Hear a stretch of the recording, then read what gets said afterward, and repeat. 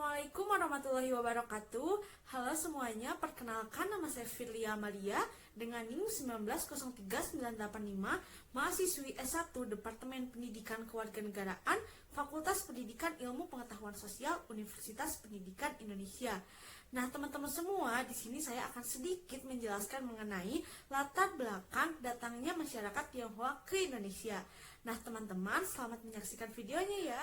Masyarakat Tionghoa adalah salah satu etnis di Indonesia yang asal-usul leluhur mereka berasal dari Tiongkok. Biasanya mereka menyebut dirinya dengan istilah Tenglang. Latar belakang menyebarnya Tionghoa menurut sejarawan Didi Kuartadana, kedatangan Tionghoa ke Indonesia telah dimulai sejak awal abad ke-5 Masehi. Pada tahun 414, etnis Tionghoa yang melakukan pelayaran ke India terdampar di Pulau Jawa. Namun saat itu sedikit etnis Tionghoa yang datang ke Nusantara. Pada tahun 1644, dinasti Ming mengalami kehancuran dan runtuh. Selanjutnya berdirilah dinasti Qing yang menggantikannya. Pada masa itu, jalur perdagangan dengan Asia Tenggara dibuka kembali, dan dengan bukanya perdagangan tersebut, maka imigran khususnya provinsi Hokkien dan Guangdong mulai mengalir keluar. Dari daerah tersebut, para imigran tersebar ke berbagai daerah di kawasan Asia Tenggara, termasuk Indonesia. Kedatangan Tionghoa ke Indonesia bahkan sebelum kedatangan Belanda. Mereka hidup dengan damai dan menjadikan dagang, bertani, dan bertukang sebagai sumber mata pencaharian. Kedatangan orang Tionghoa ke Indonesia tak lepas dari adanya kerajaan-kerajaan di Nusantara. Kedatangan Tionghoa banyak tercatat dalam berbagai prasasti di Jawa. Pada prasasti itu disebutkan ada warga asing selain nama suku bangsa dari daerah Nusantara yang menetap.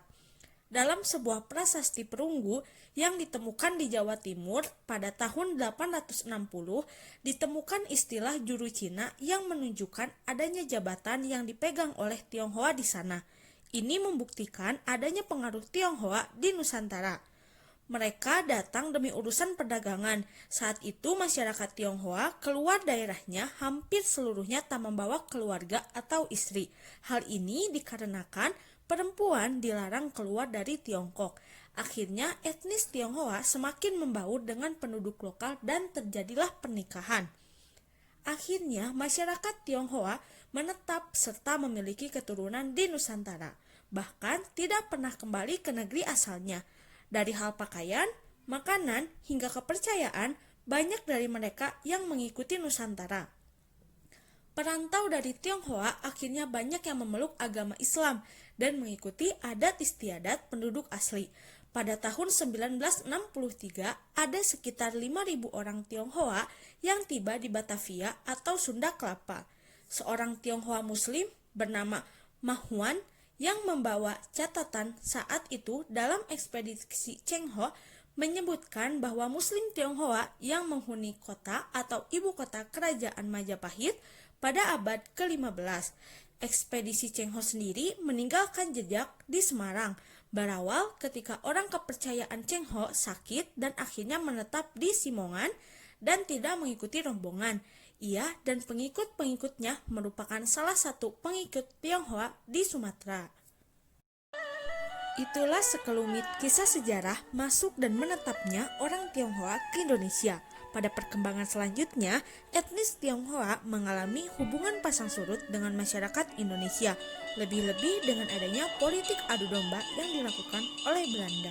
Sekian yang dapat saya sampaikan. Wabillahi taufiq wal hidayah. Wassalamualaikum warahmatullahi wabarakatuh.